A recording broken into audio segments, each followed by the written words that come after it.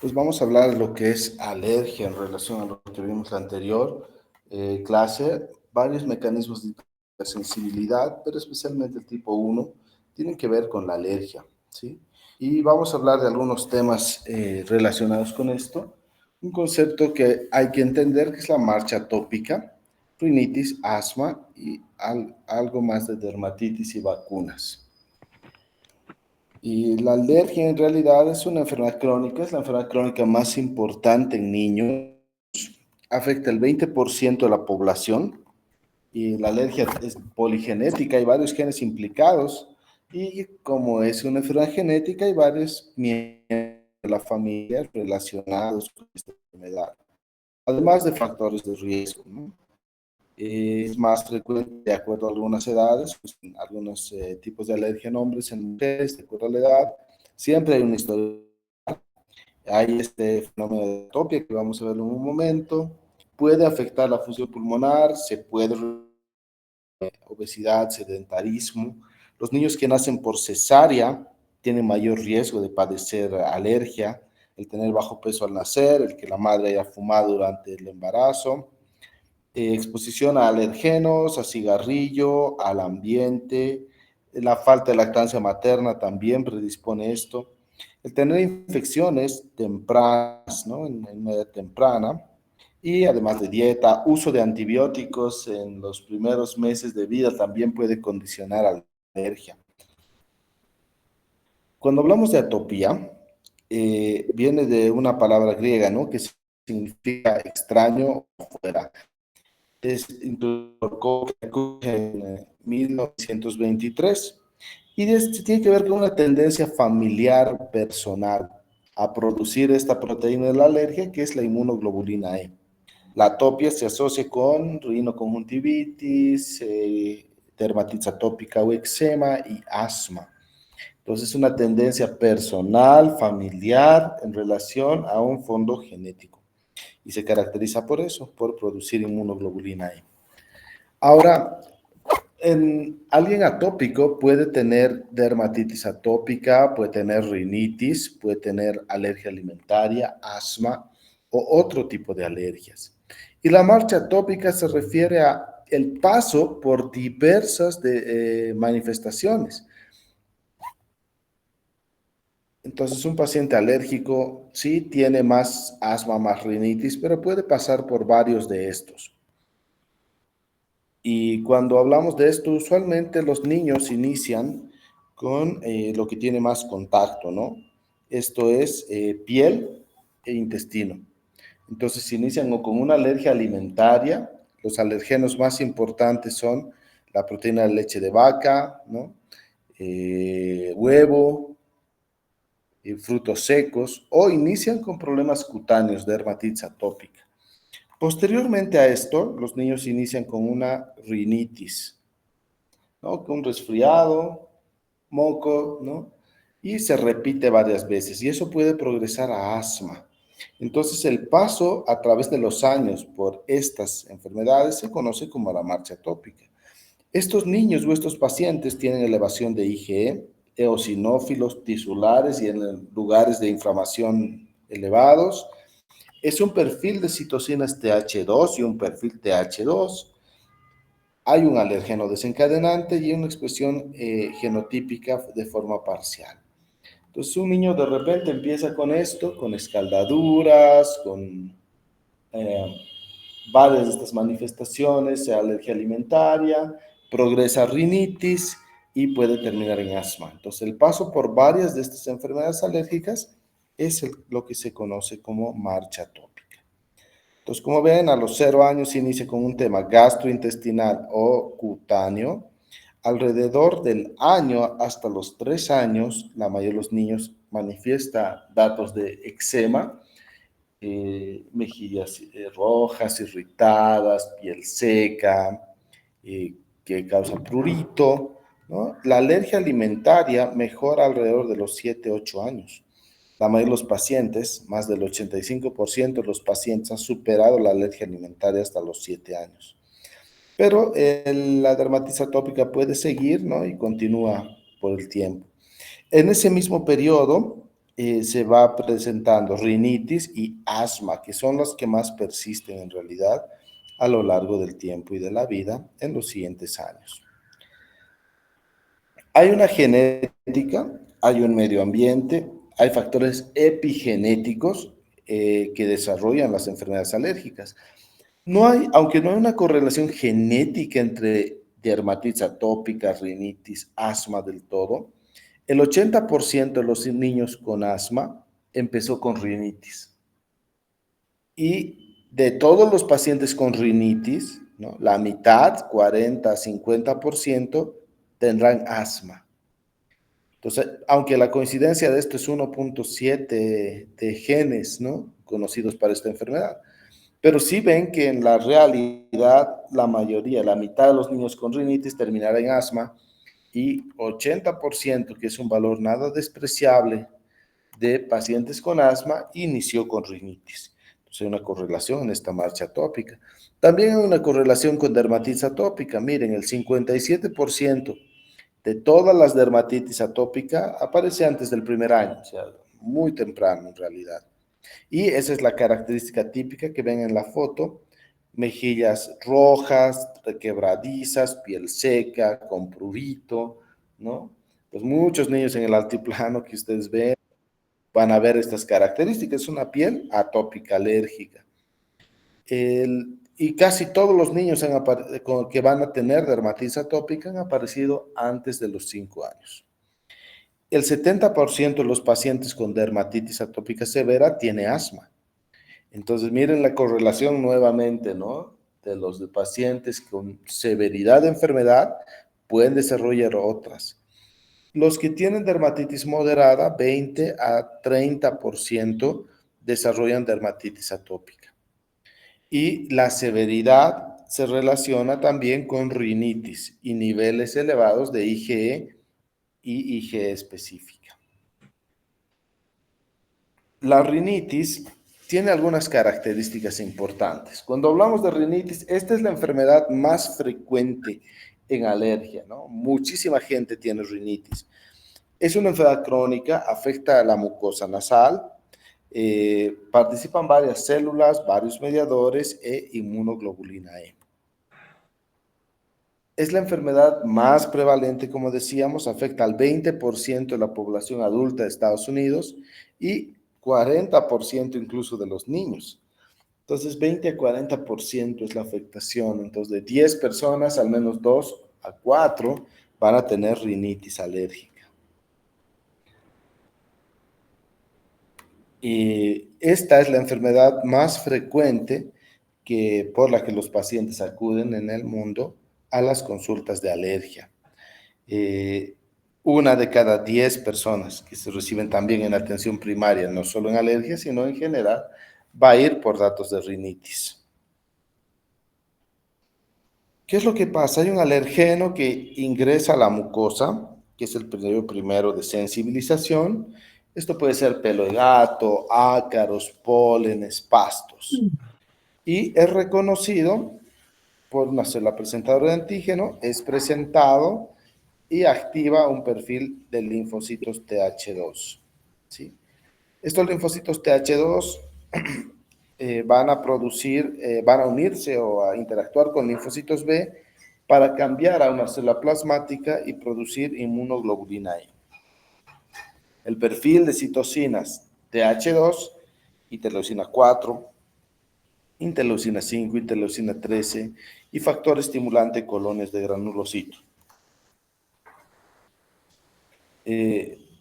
Varias de estas citocinas tienen funciones muy específicas. Esta unión linfocitos B, TH2, es facilitada por interleucina 13, interleucina 4 produce varios mediadores inflamatorios, interleucina 5 recluta eosinófilos y pues se desencadena todas las manifestaciones. En un segundo periodo, cuando el alergeno ingrese, ya va a existir inmunoglobulina E preformada unida a mastocitos bajo la mucosa. Con esta interacción, los mediadores preformados van a liberarse de forma masiva e importante, histamina principalmente entre ellos, Esa histamina va a producir irritación de fibra C, reclutamiento de otras células, activación de eosinófilos y va a haber un daño epitelial caracterizado por inflamación, proteína básica mayor, etcétera, todas las proteínas que tienen los eosinófilos y va a desencadenar las reacciones que tenemos. Entonces, cada uno de los síntomas principales de la rinitis, que son 4 maneras de evaluarlos, estornudos, que son estornudos en salva usualmente, rinorrea, obstrucción nasal y prurito, tienen que ver con esto. Entonces, miren los mastocitos que liberan masivamente los gránulos, activan fibra C, todos estos mediadores preformados, eso induce inicialmente estornudos. Y los estornudos son en salva usualmente. Aumenta o activa las glándulas, por tanto hay moco, aumenta la secreción, rinorrea. También hay una afectación vascular mediada por leucotrienos, prostaglandinas, factor activador de plaquetas, que ocasiona aumento de la vascularización, de vasodilatación local, lo que da congestión, ¿no? O nariz tapada. Y pues los linfocitos TH2 también tienen muchas moléculas inflamatorias, pero las principales son las que hemos mencionado, interleucina 4, 5, 13, pero también producen interleucina 18, interleucina 33. Interleucina 33 es una alarmina.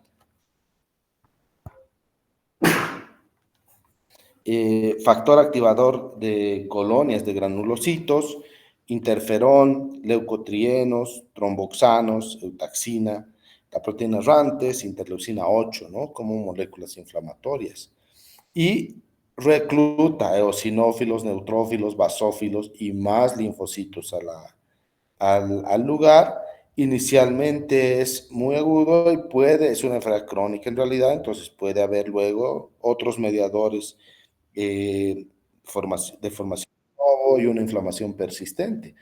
Este ciclo se repite cada vez que el alérgeno llega. Entonces, la rinitis se puede dividir en estacional o perenne, ¿no? De acuerdo al tiempo, al alergeno y a cómo ocurren las cosas. Entonces, 4 síntomas principales. Prurito nasal, ¿no? Entonces, los pacientes están como picándose la nariz, si son niños siempre. Estornudos, que son en salva, uno tras otro, ¿no? Rinorrea y alina, como que siempre está resfriado, y obstrucción nasal. Esto es un cuadro familiar, entonces no solamente encontramos una persona cuando encontramos un alérgico, usualmente varias personas tienen alergia, ¿no? Los padres, madre, hermanos, primos, tíos, más de una persona de la familia seguramente tiene alguna manifestación alérgica. Los síntomas son crónicos, varían de acuerdo al tiempo, varían de acuerdo al día, a la estación. Las características son personas ojerosas, ¿no? Miren ahí las ojeras, siempre ojerosos por la congestión vascular, que son ojeras alérgicas. El doble pliegue en el párpado inferior, que se llama pliegue de Denny-Morgan, que es un dato de alergia. Entonces, los pacientes que tienen esto usualmente tienen una tendencia atópica. El saludo alérgico, que es que se marca el surco nasal, ¿no? Debido a que siempre está haciendo el movimiento que vemos, ¿no? Pues como que saludando, ¿no? Siempre limpiándose, rascándose la nariz. La mucosa muy inflamada, casi no hay paso de aire, e hipertrofia de los cornetes. Eso es lo que vamos a encontrar. Una clave importante aquí para diferenciar rinitis alérgica de otras rinitis. En otros cuadros de rinitis, la mucosa se ve muy eritematosa, muy roja, está inflamada y roja, pero en la alergia no. Hay una inflamación que es pálida, así como ven en la imagen. Todo está inflamado, pero la mucosa se ve pálida, que es típico de alergia, ¿no? Entonces, si no se ve así, si se ve muy eritematosa, posiblemente sea otra causa de rinitis, como un resfriado, una rinitis vasomotora, ¿no? Etcétera. ¿Qué pedimos en un paciente que tiene estas características, que está resfriado muchas veces al año, que estornuda, que tiene nariz tapada, que rinorrea hialina, prurito? Un hemograma usualmente inicialmente, ver eosinófilos, una inmunoglobulina E. Podemos hacer eosinófilos en moco nasal, ¿no? Que si están más del 10%, en realidad sí es un dato de alergia. Una vez que hacemos esto, tenemos la clínica, que es la más importante, más este perfil. eosinófilos, inmunoglobulina E, podemos hacer pruebas específicas. Y una prueba específica es la prueba de las pruebas de alergia, que son las pruebas PRIC. Entonces se prueban alrededor de 20 alergenos, como ven en la gráfica, y se evalúa la respuesta, que se mide entonces la respuesta de inmunoglobulina E específica in vivo, ¿no? Entonces se forman esas ronchas a las cosas que es alérgico, se hace una medición y se encuentra el perfil de qué cosas están dándole alergia, cuáles son los alergenos. Las pruebas tienen varias utilidades. Uno, saber a qué cosas es alérgico el paciente, pero hay cosas que no se pueden evitar. Por ejemplo, gato es alergeno mayor, entonces no necesito tener gato. Si el vecino tiene gato, si el gato pasa por mi tejado, voy a tener síntomas en mayor o menor grado. Entonces, el objetivo para los alergólogos es hacer en realidad vacunas posiblemente. Los síntomas que hemos dicho: prurito, estornudo, rinorrea, obstrucción. Pero el olfato también es algo que refieren con frecuencia a los pacientes. Hacemos una historia, vemos a qué cosas puede ser, descartamos una causa infecciosa, no hay una infección presente, vemos antecedentes familiares, si es atópico, no antecedentes personales, si ha tenido alergias a algo antes, la historia de los síntomas, desde cuándo, cómo varían, si hay afectación en las temporadas. En la exploración física, los datos que veíamos, revisamos los cornetes y pues si es probable alergia, evitamos el alergeno, iniciamos fármacos que vamos a ver en un momento, evaluamos la gravedad, confirmamos el diagnóstico con las pruebas y planteamos en estos pacientes vacunas para la alergia, que es la inmunoterapia. La vacuna puede disminuir, o algunos pacientes sí se pueden curar de la alergia, y evita esta progresión de marcha atópica, de rinitis a asma. Se queda en rinitis y mejoran los síntomas. Si no hay datos de alergia tan claros, hay que buscar otras causas de rinitis. La rinitis puede ser alérgica y puede ser no alérgica. Vasomotora, ocupacional, química, inducida por fármacos, no eosinofílica, hormonal, atrófica, anatómica, ¿no? Pacientes que tienen desvío de tabique pueden tener rinitis también, una rinitis mecánica. Rinitis gustatoria tiene que ver con algunos alimentos que inducen esto, polinosis nasosinusal, ¿no? Perdón, poliposis nasosinusal, que es la enfermedad respiratoria exacerbada por AINES, pólipos nasales, alergia a aspirina, asma, ¿no? Que puede estar presente también y ser una causa de esto, o autoinmune, que algunas enfermedades autoinmunes pueden dar cuadros así, como algunas vasculitis. Entonces, de acuerdo al tiempo, decimos estacional o perenne. De acuerdo a la gravedad, leve, moderada o severa, así se divide la rinitis. Cuando hablamos de esto, ya hemos clasificado con esto al paciente, lo que debemos evaluar también es si, de acuerdo a los síntomas, si es intermitente, menos de 4 días por semana, o por menos de 4 semanas, o persistente, más de 4 días por semana por más de 4 semanas, ¿no? Y en eso puede haber asma intermitente moderada, leve o severa, asma persistente, también leve, moderado, severa.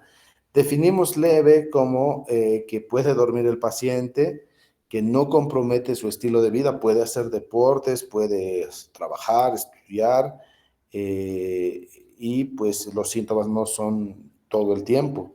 Moderado, severa, cuando comprometen el ritmo de vida, no logra dormir o duerme mal, ¿no? Duerme discontinuo, no puede respirar bien, cuando la actividad diaria está comprometida, especialmente deportes o actividad física, cuando los síntomas son muy frecuentes y los síntomas o comprometen el que vaya a trabajar o el que vaya a estudiar, y la persistencia de los síntomas. Entonces, de acuerdo a dónde cae el paciente, puede tener un asma intermitente o persistente, y esto puede ser leve, moderado o severo. Cuando diagnosticamos a este paciente, le iniciamos un tratamiento. En realidad lo que podemos usar es un antihistamínico como base de tratamiento, que puede ser local y sistémico. Los antihistamínicos de primera generación, que están en la primera parte, en realidad están proscritos en el mundo.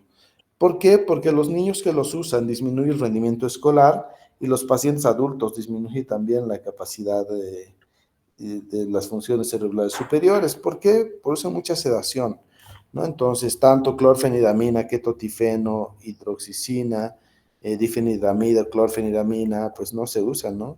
Miren, la clorfenidamina, 53% de receptores cerebrales ocupados, entonces, pues en muchísima sedación. Lo que sí usamos son de segunda o tercera generación, ¿no? Que producen bajo grado de sedación. Entonces ahí tenemos, ¿no? La olopatadina, cetirizina, loratadina, evastina, epinastina, fexofenadina, bilastina, ¿no?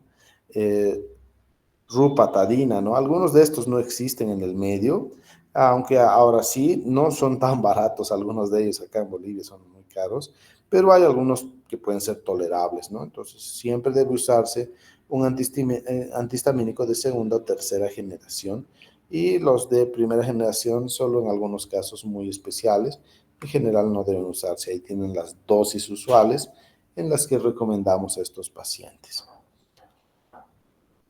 Se puede usar también lavados nasales. Esta es una clave muy importante. Debemos pedir a los pacientes que hagan lavados con varios aerosoles que vienen ya, quizás Nasox y isomar, agua de mal, agua de sal, que tienen un valor muy importante, barren alergenos, hidratan la nariz, mejoran la congestión. Entonces los pacientes deben lavarse 5, 6, 7, 8, 10 veces al día, las veces que haga falta. Entonces esta es una clave del tratamiento.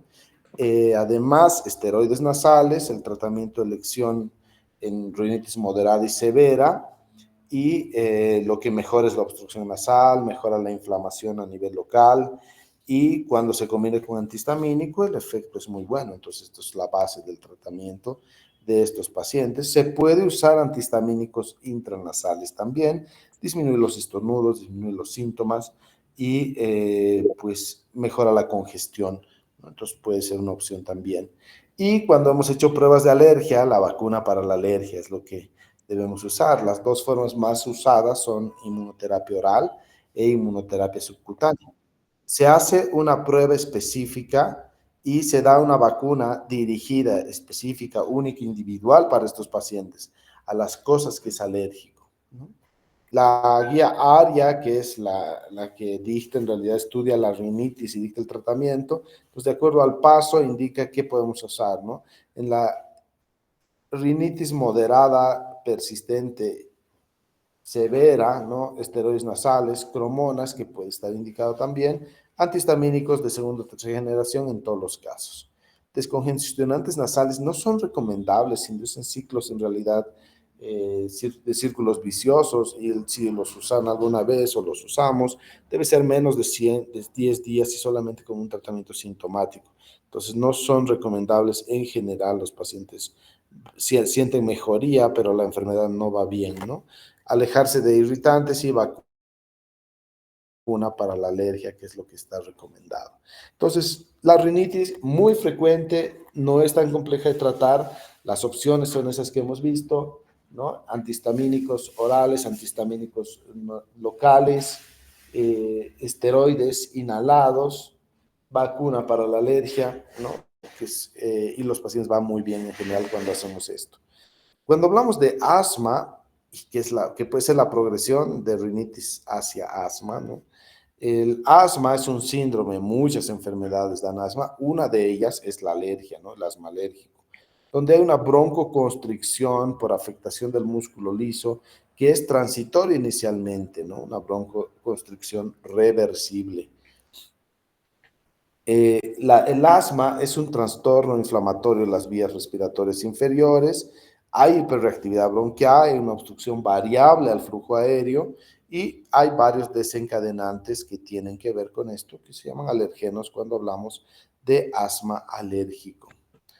De la misma forma que la rinitis, hay un alergeno que entra en contacto, toma acción con las células dendríticas, que hay un cambio de perfil a un perfil TH2, interleucina 4, interleucina 13, que favorecen el cambio de isotipo de linfocitos B, células plasmáticas y producción de inmunoglobulina E de forma importante, la interleucina 5, recluta eosinófilos. La interleucina 13 también actúa sobre el músculo liso y produce hiperplasia del músculo liso.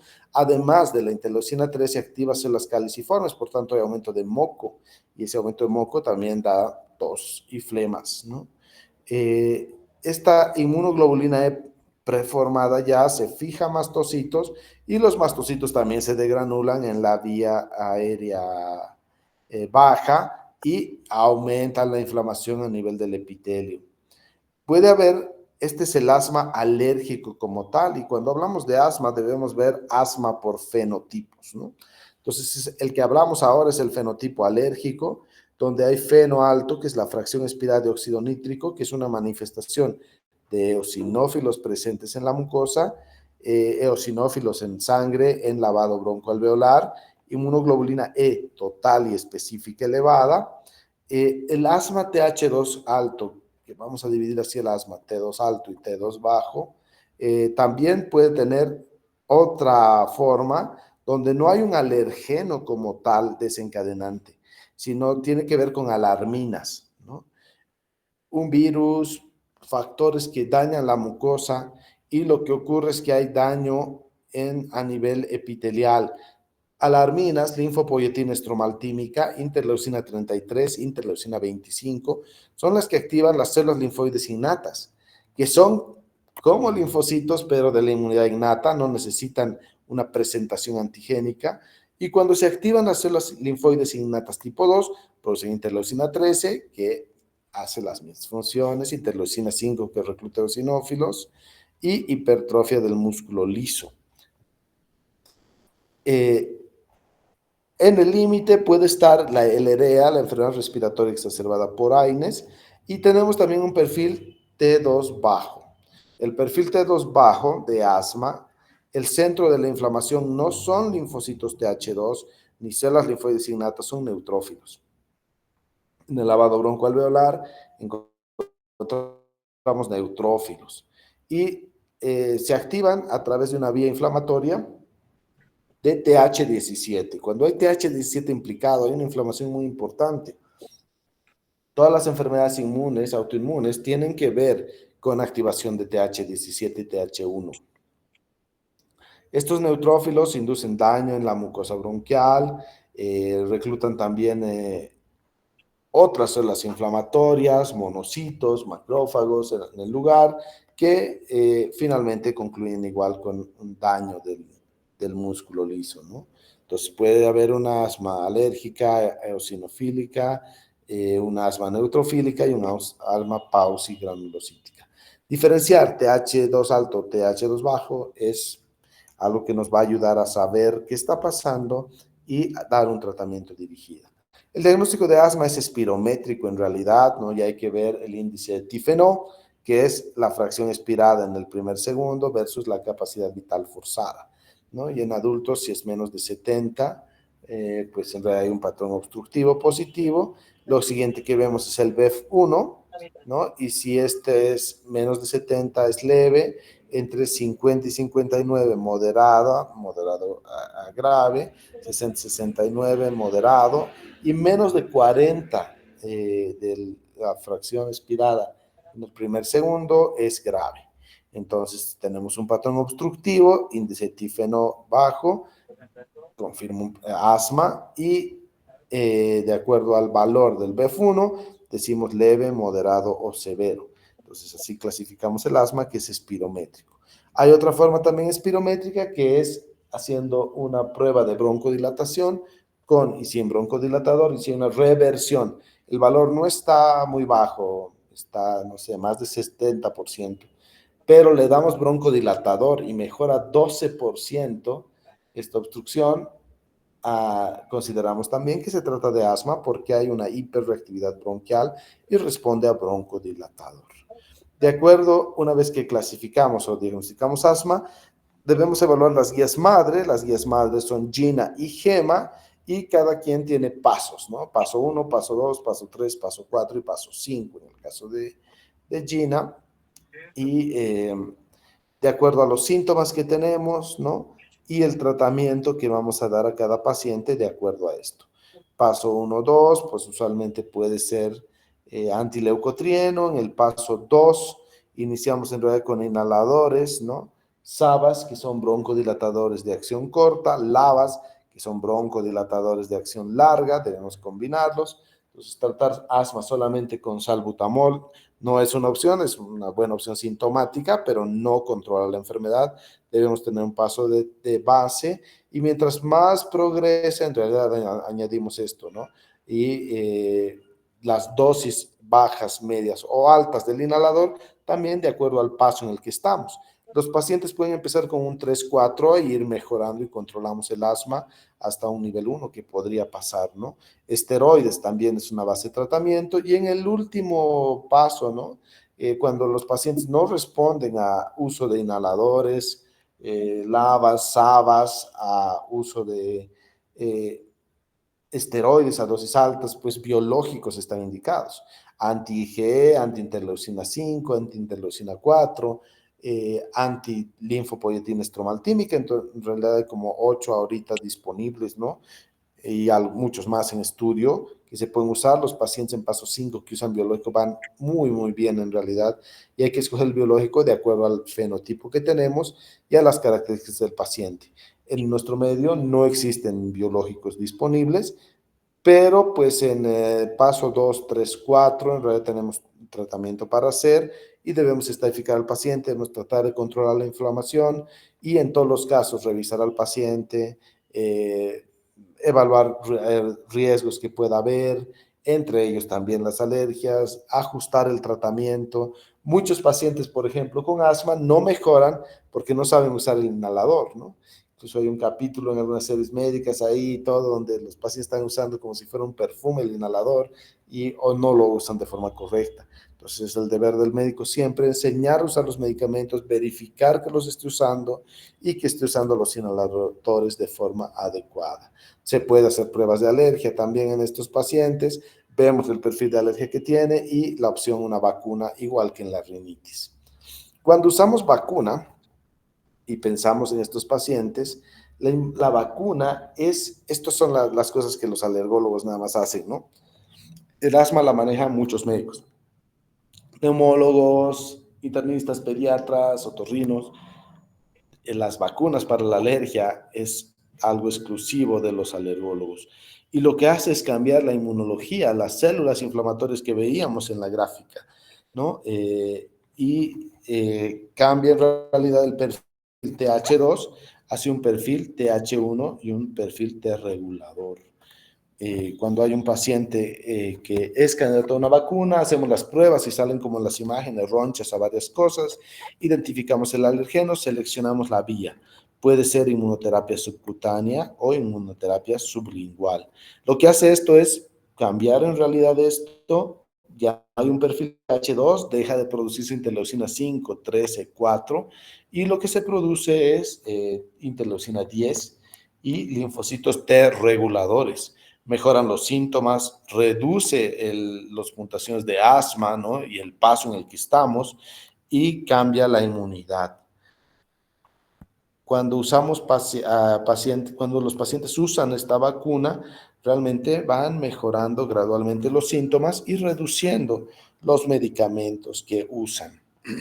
Entonces, un paciente candidato a alergia, a vacuna, en realidad es una de las mejores medidas el poder usar inmunoterapia.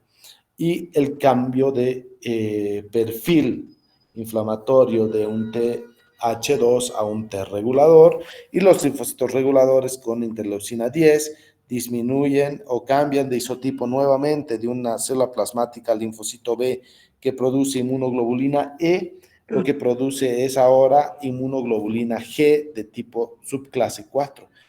La inmunoglobulina G4 y GG4 es reguladora, entonces disminuye en realidad la afinidad de IgE, mejora la tolerancia, disminuye las citocinas inflamatorias, inhibe el perfil TH2, ¿no? Y con todas las células que recluta, y las células que ya están activas, eosinófilos, basófilos y mastocitos, también son inhibidos por el perfil T regulador. Entonces ven que con las vacunas para alergia no cambiamos el síntoma, broncodilatación, broncoconstricción, rinorrea, ¿no? Lo que hacemos con las vacunas es cambiar la inmunología del paciente, el inicio de todo. El centro de la inflamación, que es TH2, va a un T regulador y se inhiben todas las manifestaciones que habíamos visto previamente. Entonces, la inmunoterapia realmente es una de las medidas eficaces en estos pacientes. Y la inmunoterapia actualmente tiene más de 100 años usándose, ¿no? En el mundo, solo que en Bolivia no se ha usado mucho, ¿no? Entonces, esta célula T reguladora se opone al perfil inflamatorio TH2 y aumenta la cantidad de IgG4 e IgA2. Interleucina 10 es el marcador de estas células T reguladoras y el marcador genérico de estas células es FOXP3, ¿no? Entonces, cuando encontramos esa molécula FOXP3, encontramos linfocitos T reguladores. Es el marcador de esto. Los pacientes con asma que usan vacuna mejoran los síntomas. Cuando se combina con el tratamiento farmacológico de rinitis y asma, el efecto es mucho más beneficioso. Y estos pacientes que hay un grupo de pacientes que usan vacuna y se curan de la alergia. Otro grupo no se cura, pero mejora de forma muy, muy importante. Entonces, en realidad, sí podemos cambiar la vida de los pacientes usando esto, ¿no? La inmunoterapia con alergenos entonces produce mejoría de los síntomas, disminuye el uso de medicamentos en el tiempo y el efecto de la vacuna pues dura por mucho tiempo, alrededor de 10 a 15 años, ¿no? Entonces tiene una prevención secundaria contra nuevas sensibilizaciones que el paciente puede hacer, ¿no? Quizás lo que no es tan favorable es en el otro lado de la balanza. Uno podría ser el costo, no es inaccesible, pero no es tan barata. La segunda cosa que podría ser complicada para los pacientes es si es inyectada, agujas por 3 años, que es el tiempo que hay que usar, ¿no? Y este es precisamente el otro factor. Para que funcione la inmunoterapia, no basta con hacer 6 meses, un año, necesita hacer 3 a 5 años según las guías de inmunoterapia para lograr el efecto de memoria inmunológica. Por tanto, necesita inyectarse 2 veces a la semana por 3 años o tomar las gotitas, ¿no? La inmunoterapia sublingual de lunes a viernes por 3 a 5 años. Y cada mes hay que ir ajustando la dosis, ¿no? Hasta conseguir una dosis más alta. Se inicia con dosis muy bajitas. También debemos tomar en cuenta que en el tratamiento de asma y de algunos tipos de rinitis, como el síndrome de Samter, biológicos está indicado, ¿no? Y de acuerdo a qué parte y qué fenómeno estamos viendo en el paciente, escogemos el biológico. Si hay inmunoglobulina E muy alta, pues omalizumab es el indicado. En mi hospital usábamos omalizumab cada semana. Teníamos una corte de muchos pacientes y van increíbles esos pacientes que terminan en terapia intensiva por asma, que se internan varias veces al mes, que no tienen calidad de vida. Con el omalizumab realmente ya no tienen internaciones, mejoran mucho los síntomas. Entonces el omalizumab va increíblemente bien y actualmente hay otros más, reslizumab, mepolizumab, dupilumab, ¿no? Que son interleucina 5, antiinterleucina 5, interleucina 4, tcpelumab, ¿no? Que es antialarminas, va contra linfopoyetina estromal tímica, inhibe la inflamación directamente donde se está produciendo, ¿no? Entonces hay varios biológicos más, pero estos son quizás los más usados y el tratamiento actual del asma es un tratamiento personalizado de acuerdo al paciente, seleccionando todo, incluso biológicos, con el paso de GINA. Les recomiendo que puedan leer las guías GINA y GEMA, que son las guías madre. Tienen una actualización del año pasado. El cambio tal vez más importante para nosotros los alergólogos en el último GINA es que la inmunoterapia estaba indicada desde el paso 3. Actualmente, desde el paso 1 de GINA está indicada la inmunoterapia y las vacunas para la alergia. Muchas gracias. Si hay alguna pregunta, quedo pendiente.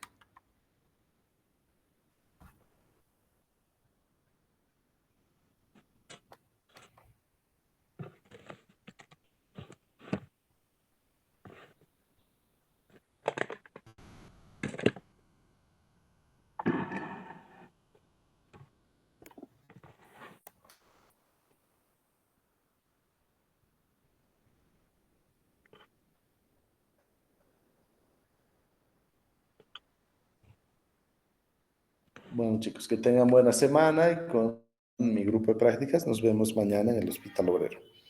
Que tengan buen día y buena semana.